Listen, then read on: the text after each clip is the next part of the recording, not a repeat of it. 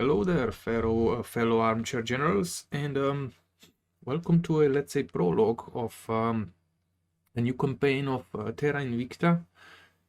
There's been a new major patch, lucky number 13 it says. So Earth regions, comets, ship officers, climate changes, and more. Build 0.4.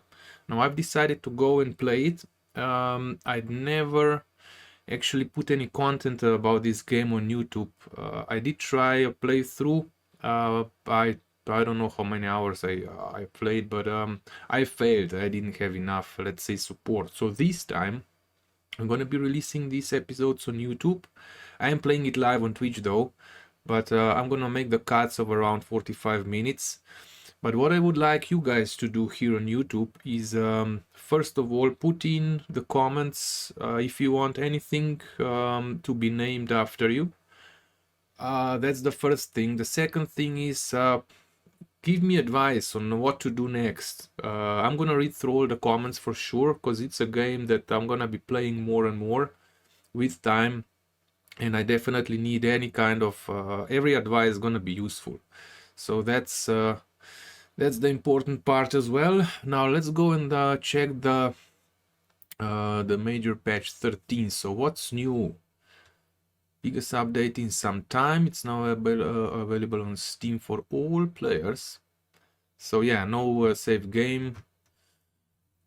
Support. I mean support. Okay, we have to start a new game. That's it. New features overview. So more than 80 regions have been added to the Earth map, with changes to mega nations and new breakaways, including Switzerland, Austria, Netherlands, Serbia, Moldova, Latvia, Lithuania, Estonia. I'm not gonna read through all of these, but United Arab Emirates, Sierra Leone, Liberia, Palestine, Somalia. Yeah, Palestine. There's already been a bit of a spoiler alert. There's already been a war between Palestine and Israel in the gameplay. But I'm gonna start in Europe because there's been a lot of new European countries that have been added. As you can see, pretty much all of this is Europe, more or less. So, celestial updates. Large comets now travel through the solar system, displaying prominent tails as they approach the sun. We're gonna keep an eye on those, but I didn't come that far in game yet that we would watch the map, the solar system map, more or less all the time. We're gonna do that later, I guess. So these comets are potential sources of water and volatiles. Ooh. Oh, okay. Beneficial for colonization in the arid zones of the inner solar system. Interesting. New moons. Recent astronomical discoveries around Uranus and Neptune have been added, now with more creative names than their original catalog numbers. Sounds awesome. So that's the outer ring. Cooper belts. Cooper belt enhancement. Update with the new latest data, providing a more accurate representation of this distant region. Ship officers feature. Now this might be interesting. So named officers. This is also something that you guys can get, probably, if you can rename them. So just put your name in the comments and say I want to be an officer on the ship. Now feature named officers as a new form of experience system. I'm really keen on I'm really keen on this thing. Let's hope it's implemented well. So we're gonna check that out. Promotable officer classes. You can promote up to 15 different officer classes. Admirals, captains, weapon officers, each providing unique bonuses. This sounds awesome. Development. Moon officers will spawn and enhance their abilities during battle, contributing to strategic advantages against alien and human adversaries. Ooh. Climate change mechanics update. Oh boy, what's that? So, economic and greenhouse gas emission linking. Oh boy, improved modeling to better connect national economies with greenhouse gas emissions. Oof. We are investing heavily into economy. So it's probably going to be a heavy investment into the greenhouse gas emissions as well. Sustainability rating. For each nation, reflecting greenhouse gas output, well, I'm gonna call it GHG output in relation to expected levels based on the nation's population and economic size. Interesting. Welfare priority implementation, welfare to boost sustainability ratings up to set a maximum. Reaching this maximum involves significant technological advancements and concerted efforts. Greenhouse gas removal, maximum sustainability achieved. Okay. Interesting. Natural uptake mechanics. Refine the mechanics for natural uptake, increasing the difficulty of improving as they near zero emissions. Okay, so it progressively gets harder. Fusion propulsion and weaponry overhauls. Ooh, sounds interesting. Enhanced progression. Redesign the fusion propulsion technology tree for clearer progression paths. Yeah, this was a bit... I was always lost. Like, there was a 1001 option for propulsion. But then when you were building up a ship, nothing worked. Except maybe one propulsion type. Or maybe two. And that was it. Consolidation, condensed weapon and electrical propulsion development to streamline technologies. Interesting. System updates. Eliminated several older drive systems, replacing them with more advanced and intriguing fusion systems. Okay, sounds good. Particle weapons rework. Updated particle weapons technology, now consisting of e-beamers, ion cannons, neutral particle cannons, antimatter cannons, and neutron cannons. Ooh, I like cannons. If it is a spaceship, it should have a cannon. Now, obviously, a space cannon doesn't sound cool as the ion cannon or the e-beamer or the antimatter cannon or the neutron cannon. But anyway, it has to have a cannon. So, damage capabilities. These weapons can inflict normal thermal damage and penetrate standard armor to cause radiation damage. Ooh, computers. So we can fry computers and crew now with these weapons. Strategic impact. They are not typically lethal to ships. They can disable crucial onboard systems and result in the loss of crew and officers. Oh, hold on. Is there an option to take over a ship with the cannons? That would be interesting. Taking over an alien ship, you know, disable it, kill the crew and officers, and then take over a ship. Maybe even take over, taking over ships from other factions, okay, but taking over alien ships is what I'm thinking about. So let's hope that if it's not in the game, it might be get into the game later. So, introduction of new alien ship classes, new enemies, 3 new classes: escort, monitor, and cruiser.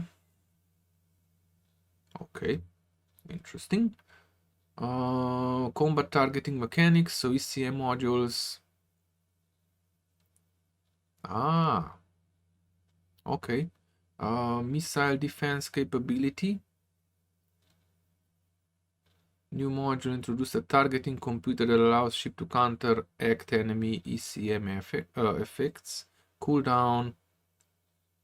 Okay, internal ship damage mechanics rework. So, yeah, when it comes to damage, to ship damage, it used to be that you just needed to hit it, and that was it.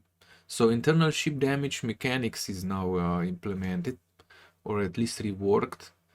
Damage exit, so adjusted so that under certain conditions, damage from kinetic, penetrator, or beam with a small point of contact can exit a ship rather than being applied internally. So it can do like an over penetration,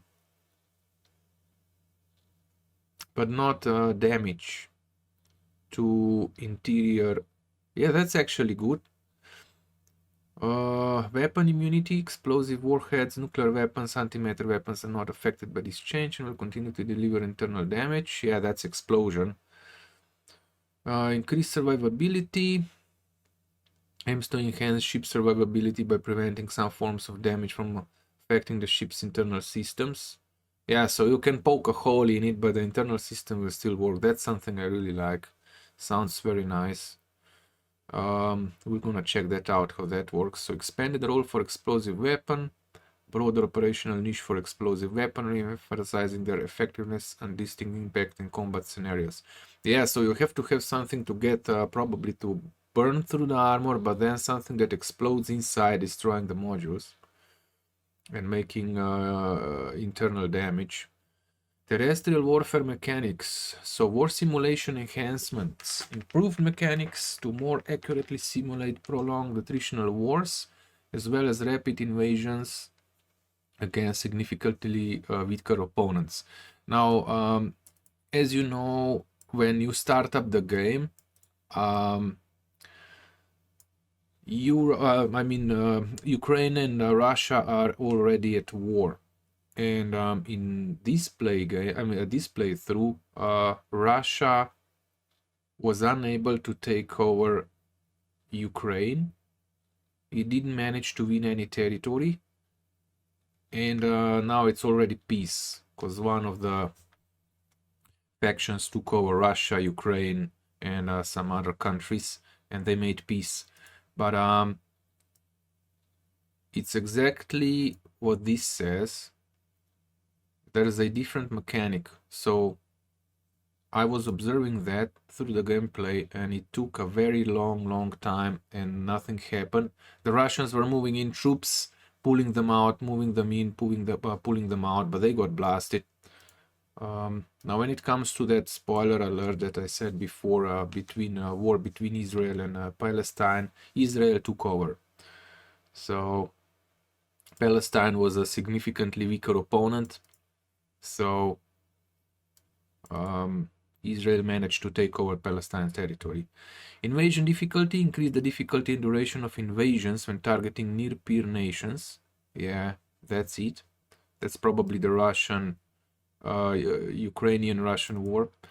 Occupation dynamics. Extended the time required to occupy large and densely populated regions, reflecting the complexities involved in controlling such areas. Awesome. Priority mechanics rework. Scaling effects. National statistic now scale with the country's population.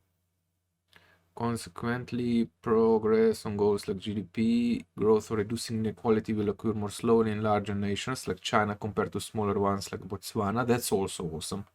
Strategic trade-offs for mega nations. Introduces more complex decision making for larger nations, balancing their size with the agility needed to implement changes. Okay.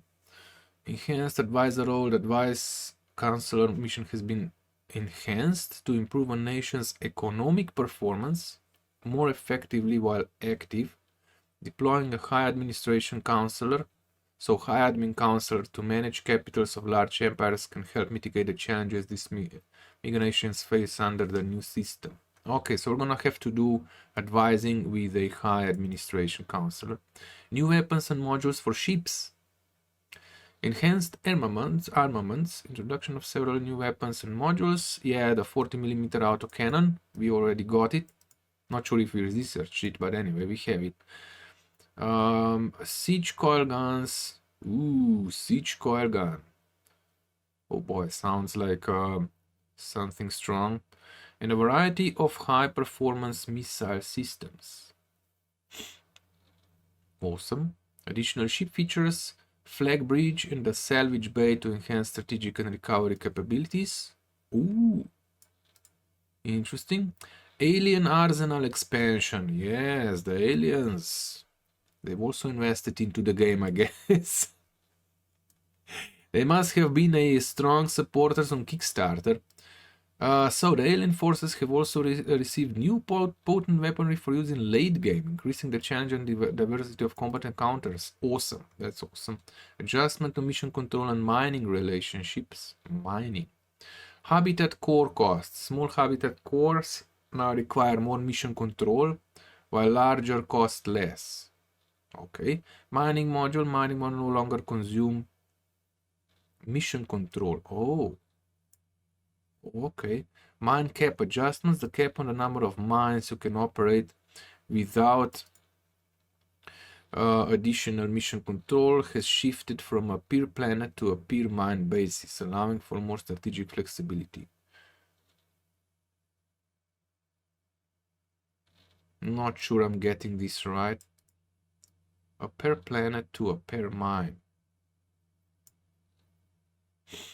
Let me know in the comments what this means. Technological impact on caps. The cap on mines will now increase as technological advancements are made. Okay, that's awesome. So the number of habitat sites on Mars has been expanded to 25. This will make it interesting. There's gonna be more and more, more. Well, it's not gonna be possible, probably, most likely, it's not gonna be possible to take over Mars and lock out all other factions. But yeah, we're gonna see. 25 is a lot. I don't know how many was it. How many were there before the update?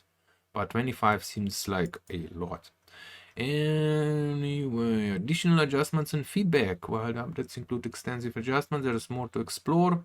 For detailed patch notes, visit. I'm not gonna go with that because we want to explore, I guess. Reporting issues, known issues being addressed. There are stability concerns.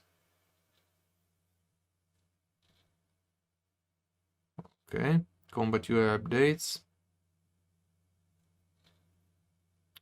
The user interface for reporting damage from ionizing radiation to enemy ships. Okay, fine. To our community. I did already rate this up.